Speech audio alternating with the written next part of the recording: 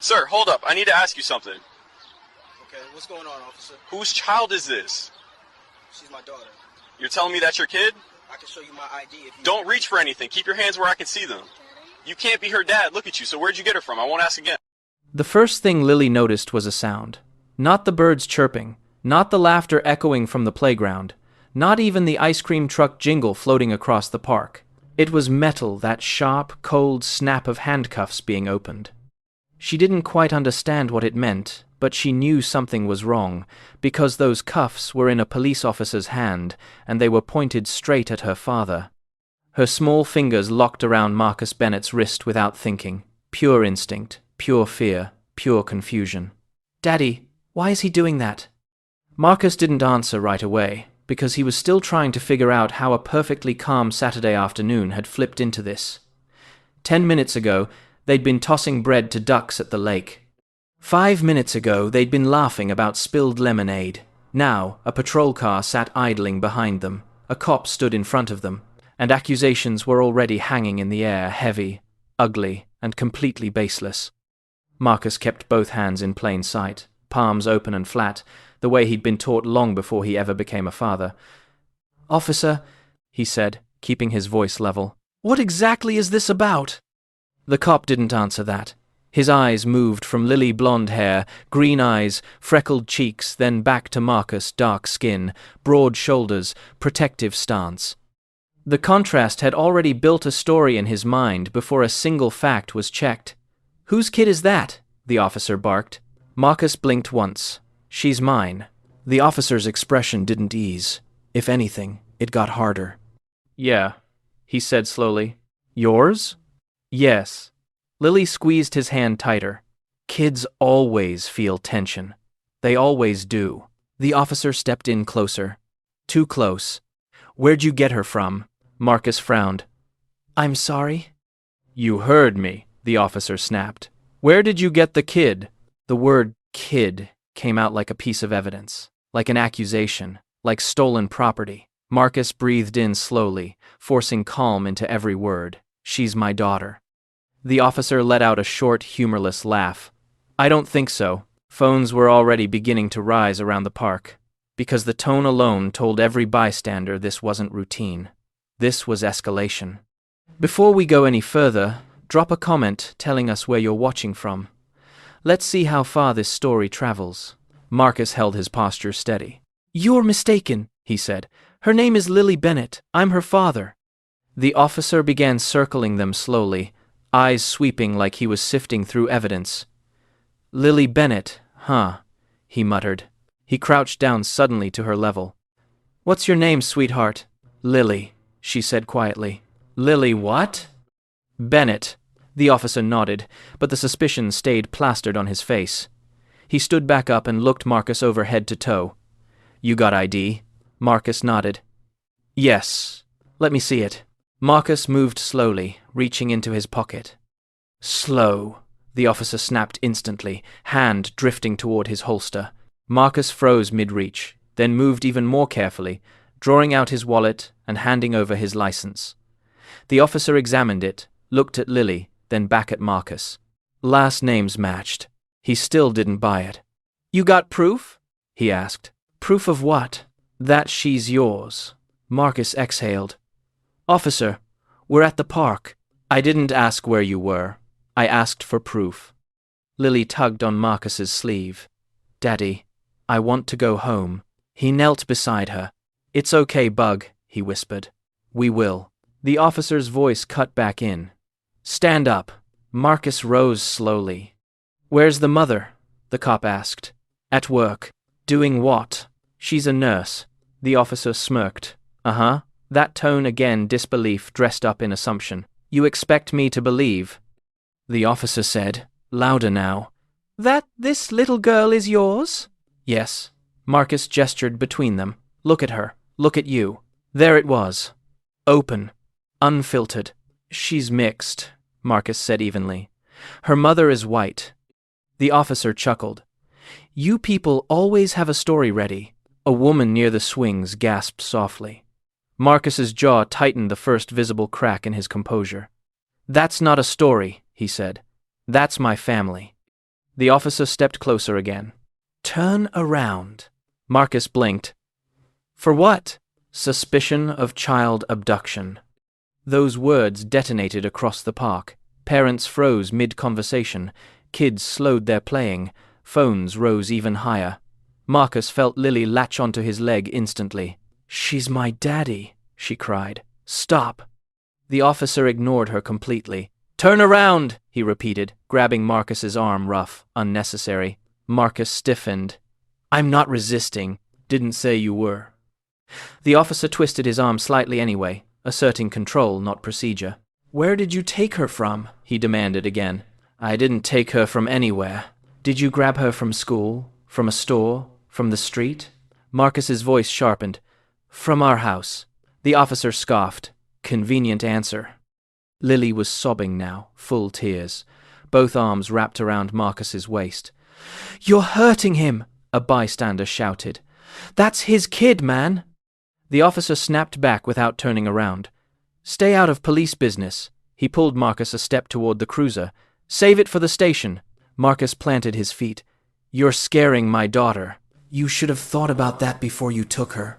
The officer shot back, coldly.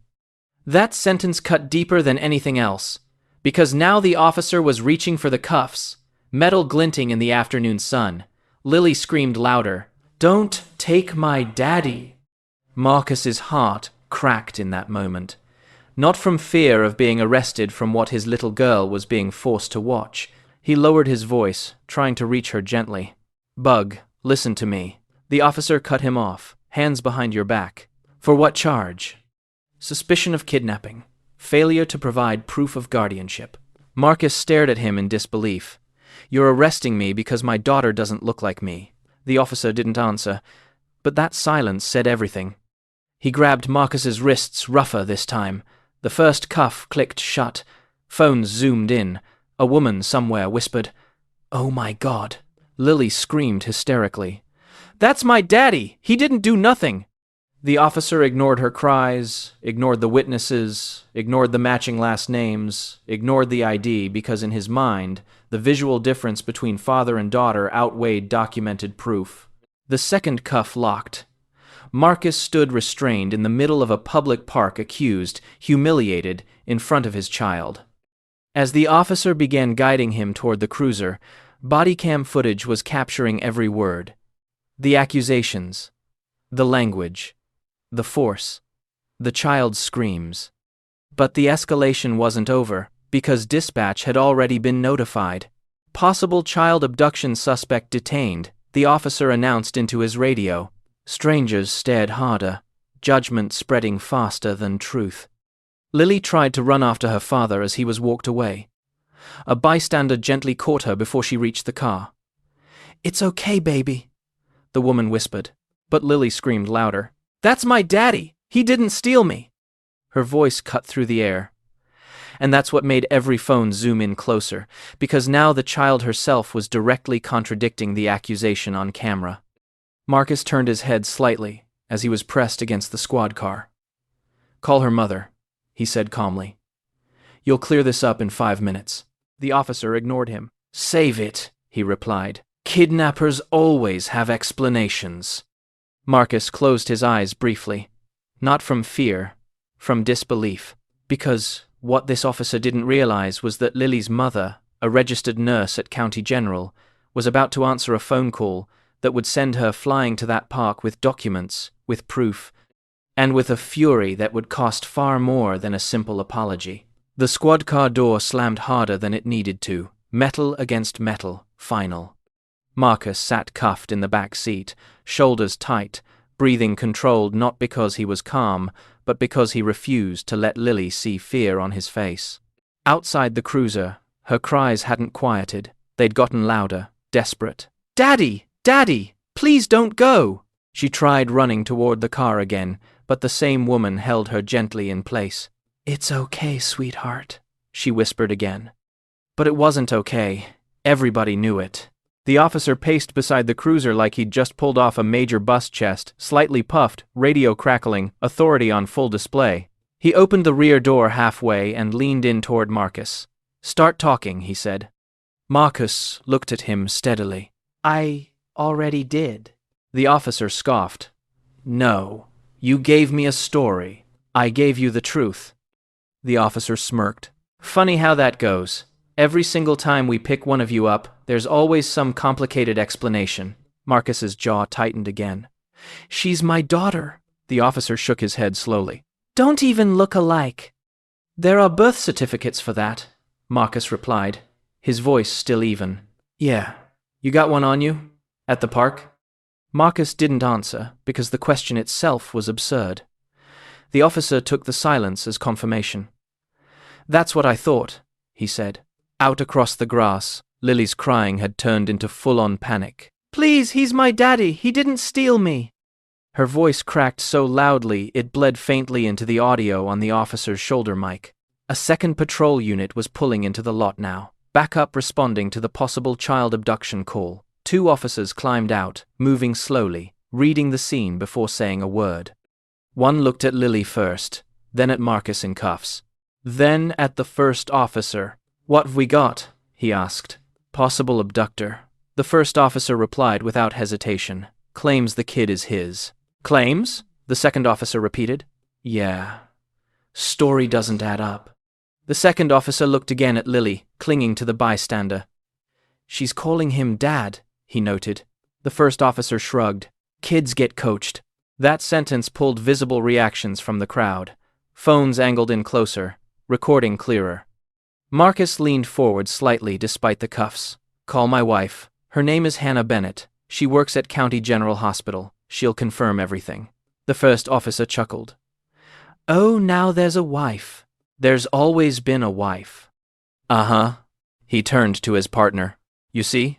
Story keeps growing. The second officer didn't laugh. He looked uneasy. Did you run his ID? He asked. Yeah, the first replied. Last names match. They would if it's staged, he said dismissively. Marcus stared at him in disbelief. You think I invented a last name to kidnap my own child in broad daylight at a public park? The officer leaned in again. You'd be surprised what people do. Lily broke free from the bystander's grip and bolted toward the cruiser. This time she reached the door. She pounded on the window with both tiny fists. Let him out! That's my daddy! The first officer spun around sharply. Get the kid back, he ordered. I'm not the kid, Lily shouted through her tears. I'm Lily. The officer crouched again, irritation plain on his face. Sweetheart, you need to settle down. No, she cried. You're lying. He didn't take me. His tone hardened just slightly. Who told you to say that? Marcus's head snapped up. Nobody told her anything. The officer ignored him entirely, keeping his eyes fixed on Lily. Did he tell you to call him Dad? Lily's face twisted with confusion and hurt. He is my dad. The officer sighed like he was dealing with stubbornness instead of trauma. All right, he muttered, rising again. We'll sort it out downtown. Move.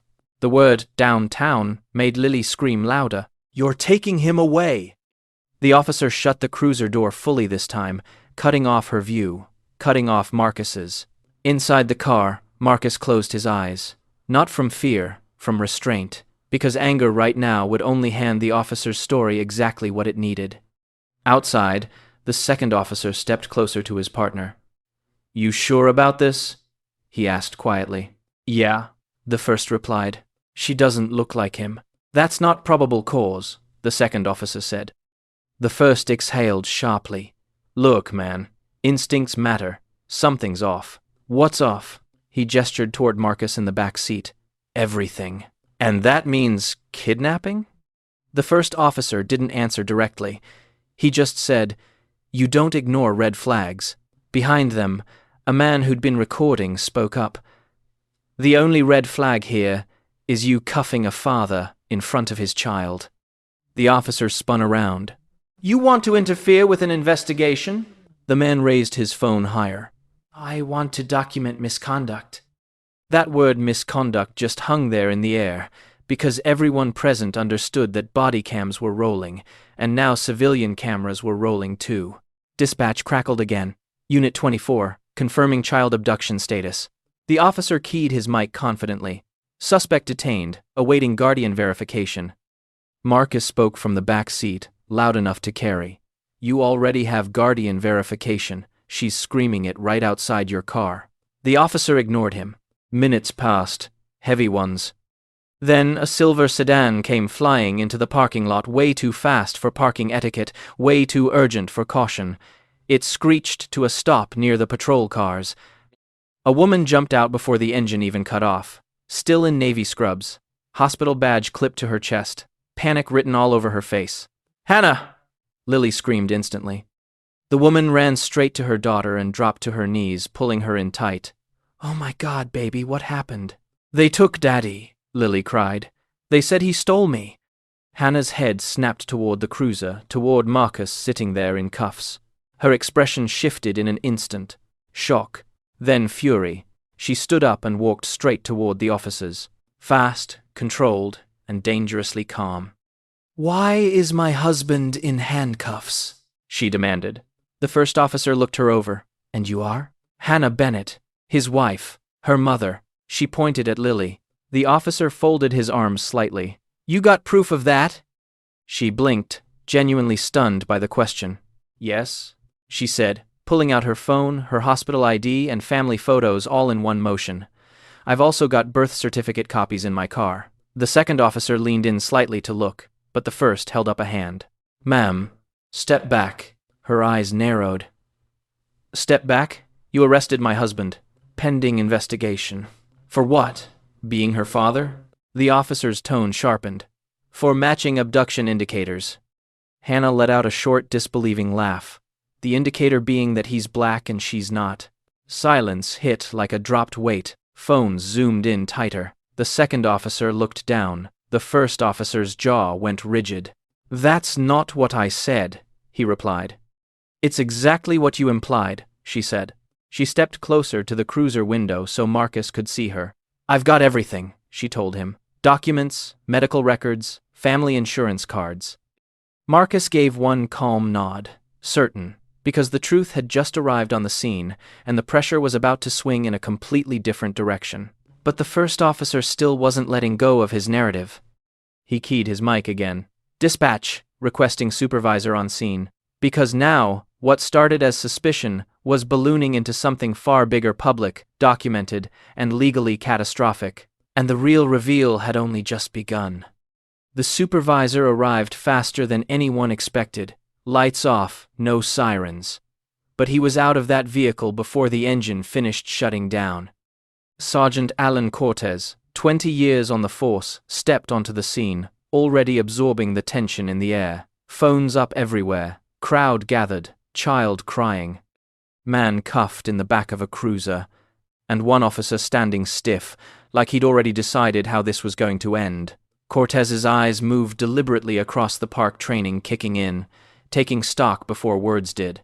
He stopped in front of the arresting officer. "Brief me." The officer straightened. "Possible child abduction. Suspect detained. Pending guardian verification." Cortez nodded once. "Guardian present?" Hannah stepped forward immediately. "I am. And that's my husband you've got in cuffs." She handed over her ID before being asked. Nurse badge, driver's license, last name Bennett, matching Marcus. Cortez took it calmly, professional, then looked toward the cruiser. "Let's start with something simple," he said. "Why is he cuffed before verification was complete?" The arresting officer shifted slightly.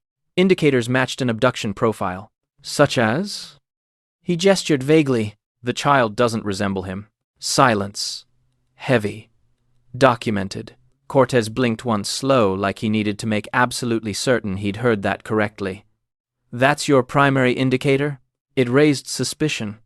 Cortez didn't respond right away. He turned toward Hannah instead. "You said you have documentation?" "Yes," she replied immediately. She jogged to her car, pulled open the passenger door, and returned with a folder thick, organized, and ready. Inside, a birth certificate, hospital delivery records, family insurance paperwork, pediatric records listing Marcus as father, school enrollment forms, photos, dozens of them, birthdays, vacations, family holidays. Cortez flipped through them slowly, methodically. Then he nodded once. "Cuffs off," he said. The arresting officer hesitated. "Now." The word landed clean. Sharp. Non-negotiable. The officer walked to the cruiser, opened the door, and removed the cuffs. Marcus stepped out slowly, rubbing his wrists. Lily ran into him instantly, wrapping both arms around his waist, sobbing into his shirt. "I was scared," she cried. "I know, Bug," he whispered, holding her close. Behind them, cameras zoomed in tighter, because now the whole narrative had flipped. Cortez turned back to the arresting officer, explained the escalation. He was uncooperative. Marcus spoke calmly. "I answered every question." Cortez glanced at the second officer. "He did," the partner confirmed, quietly. Cortez's jaw tightened slightly. He turned back. "Then why the cuffs before verification?" The arresting officer hesitated, searching for some piece of procedure to hide behind. He couldn't find it. "She didn't look like him," he said again weakly. The words sounded even worse the second time, because now they were being said in front of a supervisor, in front of witnesses, and in front of cameras. Hannah stepped forward again, her voice steady but burning underneath. "You didn't verify the ID, you didn't call the hospital. You didn't pull any family records." She gestured toward Marcus. "You assumed." The officer had no answer, because there is no procedural defense for assumption. Cortez reached to the officer's chest and tapped the body cam. "You understand this has been recording?" "Yes, sir. And you're aware civilian cameras are rolling too?" The officer glanced at the crowd. Phones everywhere, streaming, uploading, archiving. His silence answered for him. Cortez exhaled slowly. "Leave the mic on," he said. He spoke clearly. "For the record, there is no evidence of abduction. Guardian verification confirmed. Subject detained without sufficient probable cause." The words landed like a legal stamp. Final, public, damaging. Marcus stood quietly holding Lily, but his voice carried when he spoke. "You humiliated me in front of my child." The officer didn't look at him. "You accused me of kidnapping my own daughter." Still silence. "You ignored proof that was standing right in front of you." Cortez looked between the two of them, then said quietly, "This incident is now under review." He reached for the officer's shoulder radio. "Dispatch, supervisor on scene. Detainment cleared. Initiating conduct review." The phrase conduct review made the officer's posture shift slightly, because that meant paperwork, investigation, and internal affairs. Hannah looked directly at Cortez.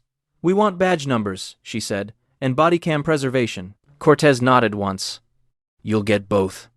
Because this wasn't just a misunderstanding anymore. This was liability recorded from multiple angles, audio crystal clear, a child's testimony audible on tape, and bias implied if not outright explicit. The power dynamic had fully reversed. As Marcus carried Lily toward their car, the same crowd that had once watched with suspicion was now watching with support.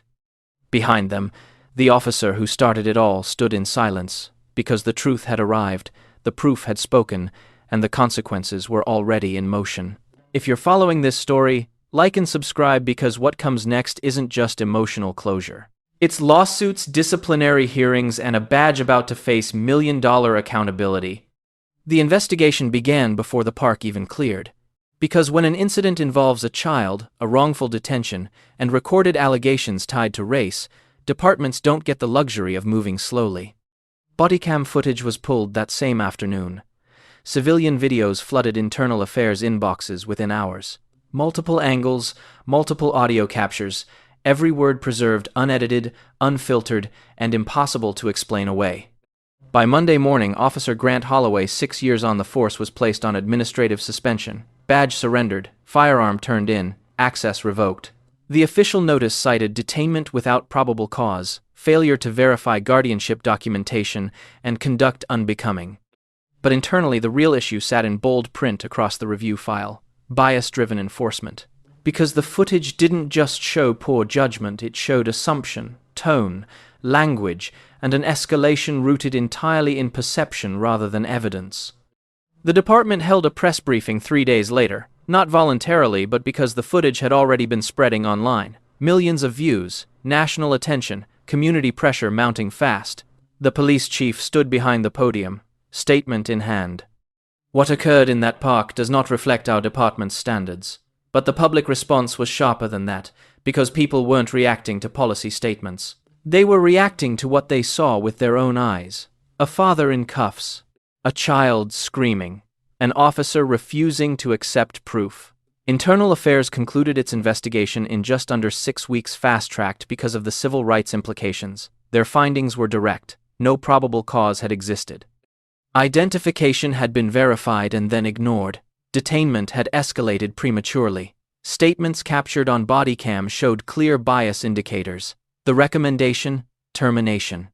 Officer Holloway was officially fired, badge permanently revoked, law enforcement certification flagged, making future employment in policing nearly impossible. But that wasn't the finish line, because administrative discipline was only one lane of accountability. Civil court was next.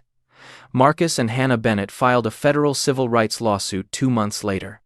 Claims included wrongful detention, emotional distress, civil rights violation, child psychological trauma, and racial profiling. Their legal team subpoenaed everything: Bodycam archives, dispatch audio, training records, prior complaint history, officer performance reviews. What surfaced made their case even stronger. 2 prior complaints involving unfounded suspicion stops previously dismissed were now being re-examined. The case never made it to full trial because the city moved toward settlement once their legal risk projections came back. Projected jury sympathy was high, video evidence was overwhelming, child trauma testimony was compelling. The settlement landed at $2,400,000, allocated across emotional damages, civil rights violation, compensation, legal fees, and future counseling for Lily. But for Marcus, the money was never the victory. Months after the incident, he still noticed changes in his daughter. She held his hand tighter in public now. She asked more questions whenever police cars drove by. Once, she whispered to him, "They're not going to take you again, are they?" That was the cost no settlement could erase. The department implemented policy changes in the wake of the case. Mandatory guardianship verification training, bias recognition modules, de-escalation certification refreshers, and updated family identification protocols because lawsuits change policy faster than any internal memo ever could. As for Officer Holloway, his name faded from department rosters, but the footage didn't disappear. It became training material, a case study on assumption versus verification, authority versus accountability, a career reduced to a cautionary example. 1 year later, Marcus brought Lily back to that same park. Same lake, same ducks, same bench. At first, she held his hand tight again. Then slowly, she let go and walked to the water's edge to feed the birds, just like before. Healing doesn't erase memory, but it rebuilds safety around it. Hannah watched from the grass, quieter now, but stronger too, because their family hadn't just survived that moment, they'd outlasted it. As the sun dropped low over the water, Lily looked up at her father and smiled. "Can we get ice cream again?" Marcus smiled back. "Yeah, Bug," he said softly. "We can." And this time, there were no sirens, no cuffs, no accusations hanging in the air, just a father and his daughter, taking back a moment that should never have been stolen from them in the first place.